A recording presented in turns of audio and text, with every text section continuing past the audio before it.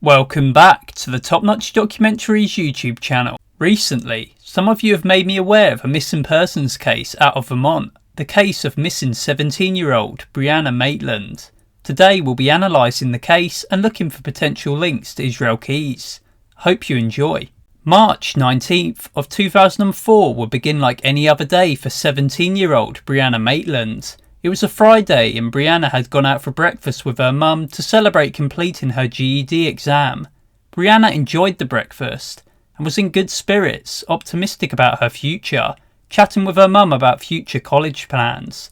They shopped and everything seemed to be on the up. But it hadn't all been smooth sailing up until this point. Brianna was born on October the 8th of 1986 in Burlington, Vermont. She had grown up on a remote farm in East Franklin, Vermont, and liked life on the farm as many kids surely do. As she had grown older though, like many teenagers, Brianna wanted to really experience more. It's possible that she may have felt as though she was missing out, as she wasn't enjoying the remote setting. As a result, she moved off her family's property and in with a friend in Sheldon, Vermont in 2003. Brianna was described as independent, and this was evident through her taking up 2 jobs. One of these being at the Black Lantern Inn, a bed and breakfast in Montgomery, Vermont.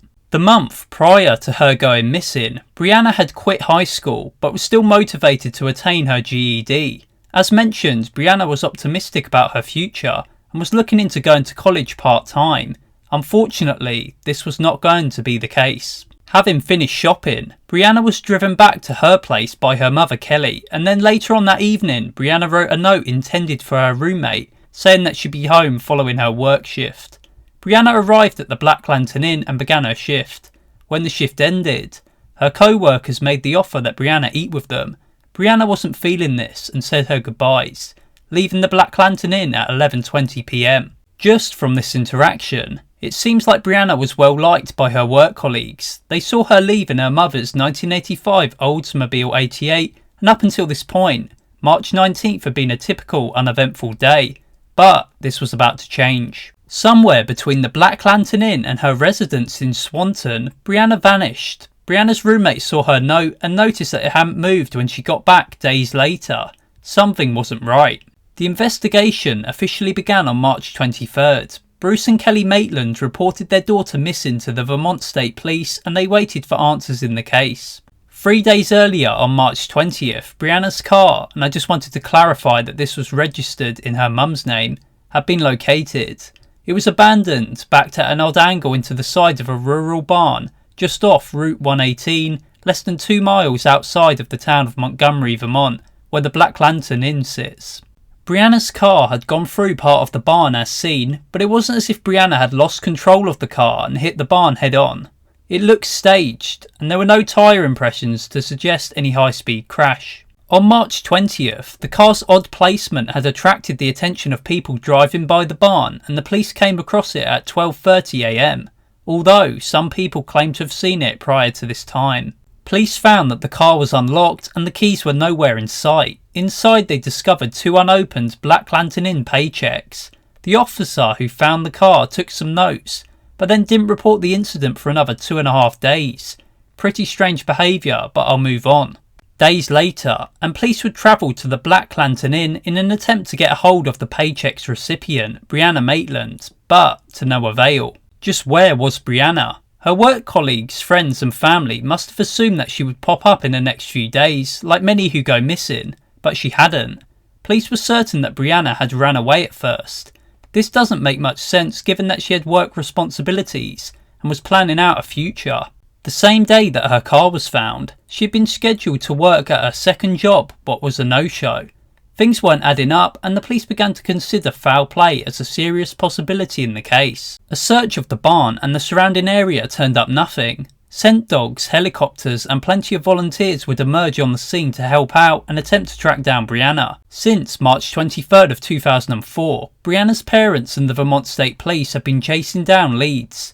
The case has remained open, and as of the time of this video, little answers as to what happened to Brianna Maitland exist.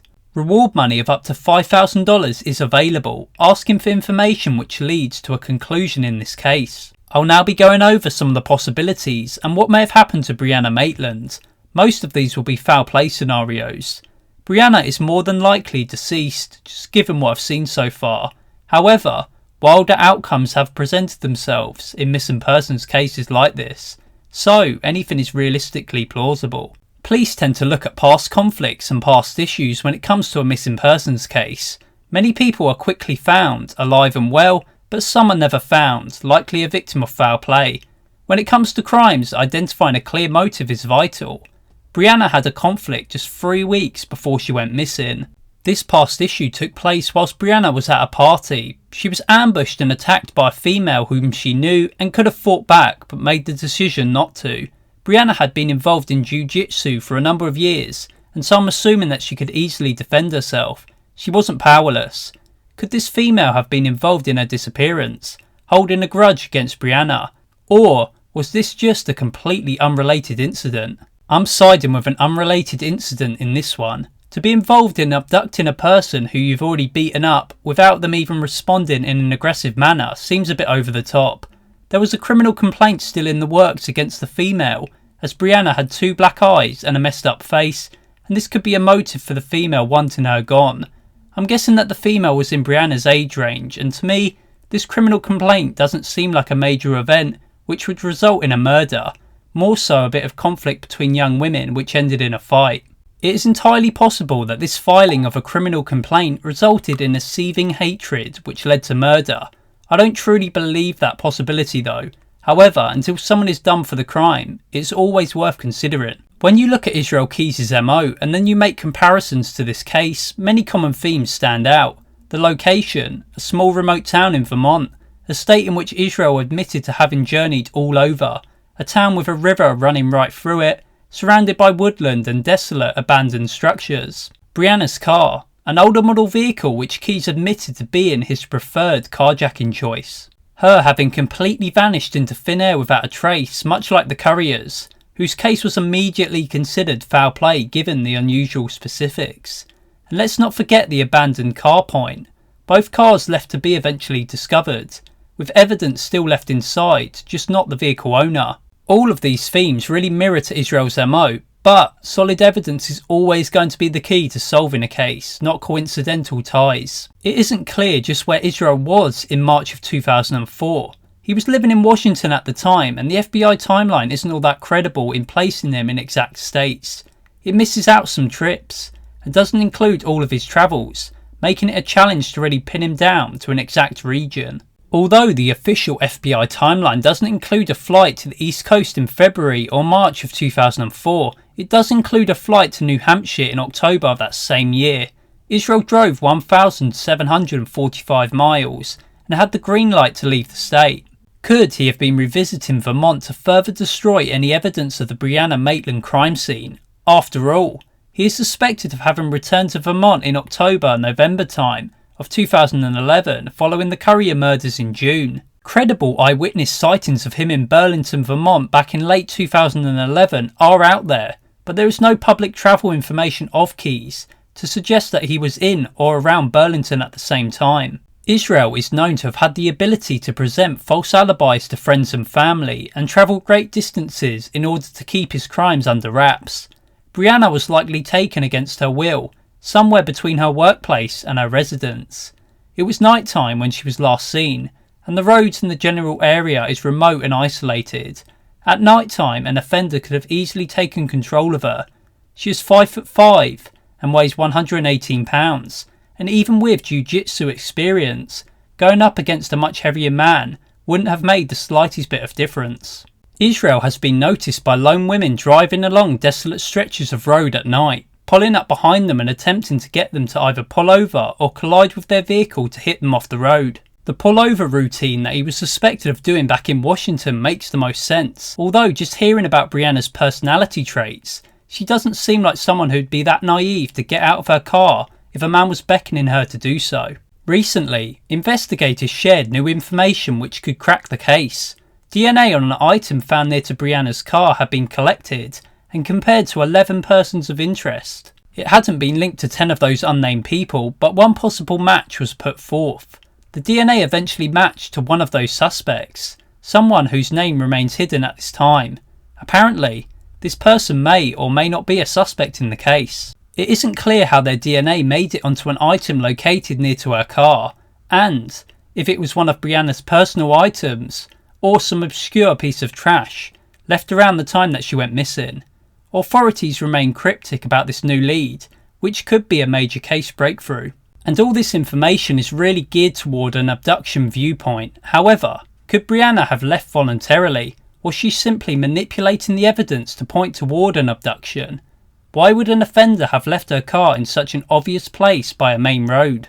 I don't buy this theory, because personal items of Brianna were left in her car, her contact lenses and bank card being the two most obvious. If you were going to start a new life, you'd need money. You wouldn't leave your card and payment checks in your car. You'd at least obtain some funds.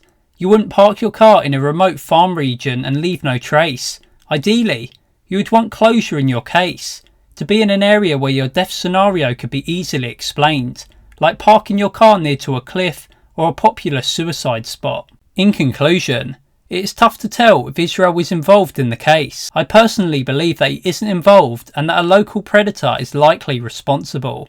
Probably the person whose DNA was found close to Brianna's car. There are many serial killers roaming the United States, and so it comes as no surprise that one could be active in the state of Vermont. Let's hope for a complete resolution to this case in the near future.